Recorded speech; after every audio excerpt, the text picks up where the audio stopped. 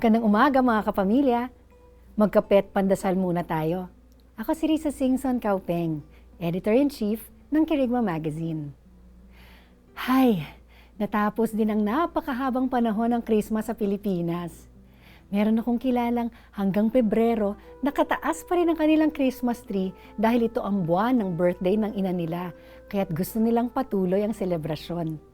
Napaisip lang ako na kapag panahon ng mga birthday o Christmas, madalas ang mga regalong binibigay natin ay para lamang masabing nakapagbigay tayo at hindi naman talaga mga regalong kailangan o gusto ng mga tatanggap nito.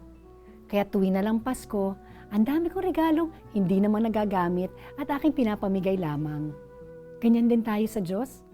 Inaalay natin sa Kanya ang gusto nating ibigay, imbis na ang hinihiling niya mula sa atin.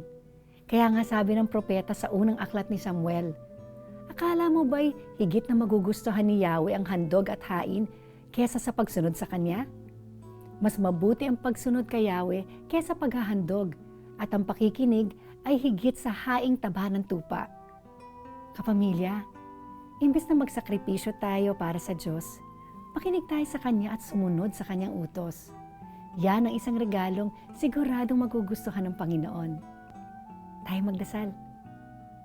Lord, bigyan niyo ako ng grasya maging masunurin sa utos niyo. Amen.